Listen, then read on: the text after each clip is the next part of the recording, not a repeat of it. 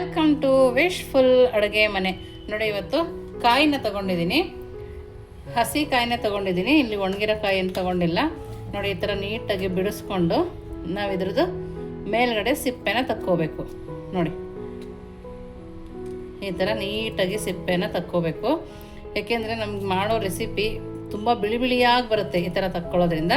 ಹಾಗೆ ಕೂಡ ಮಾಡ್ಕೋಬೋದು. ನೋಡಿ, ಈ ಥರ ತಕ್ಕೋಬೇಕು. ನಾನು 2 ಕಾಯಿದು ಇದೇ ಥರ ತಕ್ಕೊಂಡು ಬರ್ತೀನಿ.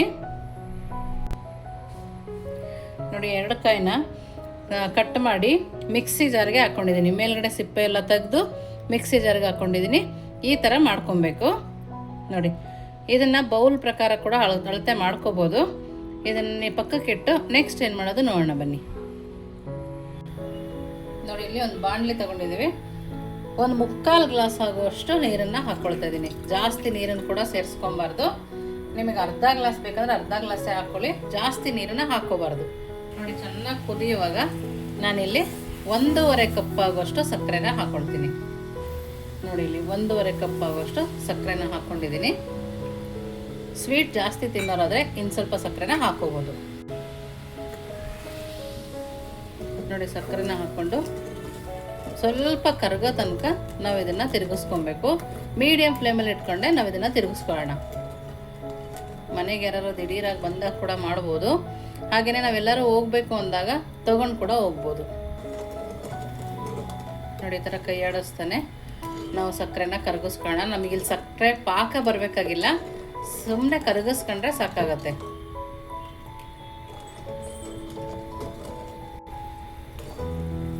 ನೋಡ್ತಾ ಇದ್ರಲ್ಲ, ಸಕ್ಕರೆ ಕರಗ್ತಾ ಇದೆ.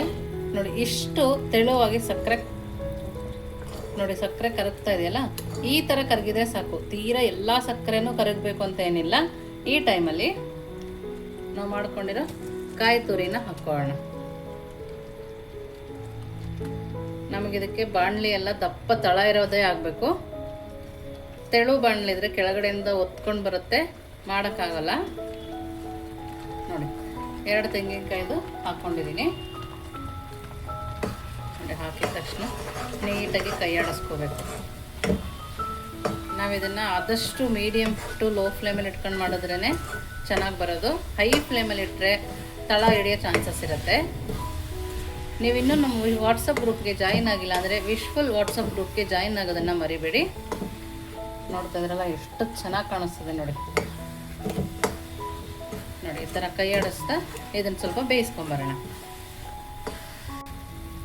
ನೋಡಿ, ಇಷ್ಟ ಆದಮೇಲೆ ಸ್ವಲ್ಪ ಏಲಕ್ಕಿ ಪೌಡರ್ನ ಹಾಕೋಣ.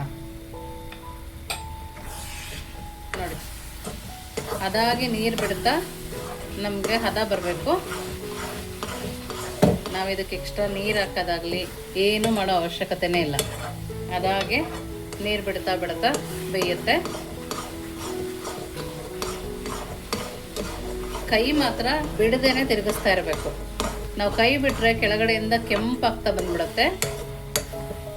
ನೋಡಿ, ಈ ಥರ ನೀಟಾಗಿ ತಿರುಗಿಸ್ತಾ ಇರಬೇಕು. ಇದನ್ನು ನಾವು ಯಾವಾಗಲೂ ತೆಂಗಿನಕಾಯಿ ದೇವರಿಗೆ ಹೊಡೆದಿರ್ತೀವಲ್ವ, ಆ ತೆಂಗಿನಕಾಯಿ ಮನೇಲಿ ಜಾಸ್ತಿ ಇದ್ದಾಗ ಕೂಡ ನಾವು ಇದನ್ನು ಮಾಡ್ಕೋಬೋದು.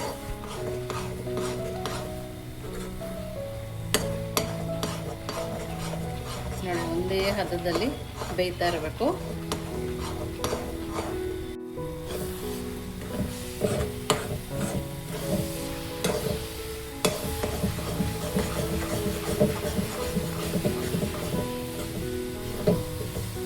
ನೋಡಿ, 1 ನಿಮಿಷನೂ ಕೈ ಬಿಡದೇ ಇರೋ ಥರ ನಾವು ಇದನ್ನು ತಿರುಗಿಸ್ಕೊಳ್ಳೋಣ. 10 ರಿಂದ 15 ನಿಮಿಷದೊಳಗಡೆ ನಾವು ಇದನ್ನು ಮಾಡ್ಕೋಬೋದು.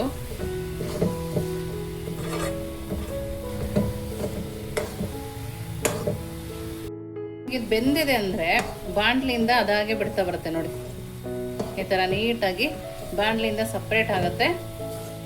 ನೋಡಿ, ಈ ಥರ ಸಪ್ರೇಟ್ ಆದಮೇಲೆ 1-2 ನಿಮಿಷ ಇದೇ ಥರ ಕೈ ಆಡಿಸ್ಕೊಬೇಕು. ನೋಡಿ, ಇವಾಗ ಚೆನ್ನಾಗಿ ಬೆಂದಿದೆ. ಇವಾಗ ಸ್ಟವನ್ನು ಆಫ್ ಮಾಡಿ ಇದನ್ನೊಂದು ಪ್ಲೇಟ್ಗೆ ಹಾಕೋಣ. ನಾನು ಪ್ಲೇಟಿಗೆ ಮೊದಲೇ ತುಪ್ಪ ಸರ್ವ್ ಇಟ್ಕೊಂಡಿದ್ದೆ, ಆ ಪ್ಲೇಟಿಗೆ ನಾವು ಇದನ್ನು ಹಾಕೋಣ. ನೋಡಿ, ಇದರೊಳಗಡೆ ಈಗ ಹಾಕೋಬೇಕು. ಇದನ್ನು ಮಾತ್ರ ಸ್ವಲ್ಪ ಬೇಗನೆ ಮಾಡ್ಕೋಬೇಕು. ಜಾಸ್ತಿ ತಣ್ಣಗಾದ್ರೂ ನಮಗೆ ನಾವು ಅಂದ್ಕೊಂಡಿರೋ ಶೇಪ್ ಬರಲ್ಲ. ನೋಡಿ ತುಂಬ ಬಿಸಿ ಇರುತ್ತೆ ನೋಡಿ. ಈ ಹದದಲ್ಲಿ ಇದೆಯಲ್ಲ, ಇದನ್ನು ಆದರೆ ಕೈಯಲ್ಲಿ ಮಾಡ್ಬೋದು, ತುಪ್ಪ ಹರ್ಕೊಂಡು ನೋಡಿ ಈ ಥರ ರೌಂಡಕ್ಕೆ ಮಾಡ್ಕೊಳ್ಳೋಣ ನೋಡಿ. ಕೈ ಬಿಸಿ ಆಗೋರು ಕೈಯಲ್ಲಿ ಮಾಡ್ಕೊಬೋದು, ಇಲ್ಲಾಂದರೆ ಒಂದು ಸ್ಪೂನ್ ತೊಗೊಂಡು ಒಂದು ಬೌಲ್ಗೆ ಹಾಕಿ ಕೂಡ ಮಾಡ್ಕೋಬೋದು ನೋಡಿ. ಈ ಥರ ಆದ ನಂತರ ಹಿಂಗೆ ತಿರುಗಿಸ್ಕೊಂಡ್ರೆ ಆಯಿತು. ವಾವ್, ಸೂಪರಾಗಿ ಬರ್ತಾಯಿದೆ. ನಾ ಎಲ್ಲದನ್ನು ಪಟಾಪಟ ಅಂತ ಮಾಡ್ಕೊಂಡು ಬರ್ತೀನಿ. ಈ ಥರ ಪಟಾಪಟ ಅಂತ ಮಾಡ್ಕೊಂಡ ನಂತರ ಇಲ್ಲಿ ಕೊಬ್ಬರಿ ತುರಿನ ಇಟ್ಕೊಂಡಿದ್ದೀನಿ. ಕೊಬ್ಬರಿನ ತುರಿದ್ಬಿಟ್ಟು ಇಟ್ಕೊಂಡಿದ್ದೀನಿ. ನೀವು ಮಿಕ್ಸಿಗೆ ಬೇಕಾದ್ರೆ ಹಾಕಿ ಇಟ್ಕೋಬೋದು. ಅದನ್ನು ಈ ಥರ ಮಾಡ್ಕೋಬೇಕು. ಇದನ್ನು ನೀವು ಬಿಸಿ ಬಿಸಿನಲ್ಲಿ ಮಾಡಿದ್ರೇ ಆ ಥರ ಅಂಟ್ಕೊಳ್ಳೋದು. ತಣ್ಣಗಾದ್ಮೇಲೆ ಮಾಡೋಕ್ಕೆ ಹೋಗಬೇಡಿ ನೋಡಿ. ನಾವು ಉಂಡೆ ಕಟ್ಕೊಳ್ತಾ ಇನ್ನೊಬ್ಬರು ಈ ಥರ ಮಾಡ್ಕೋಬೋದು.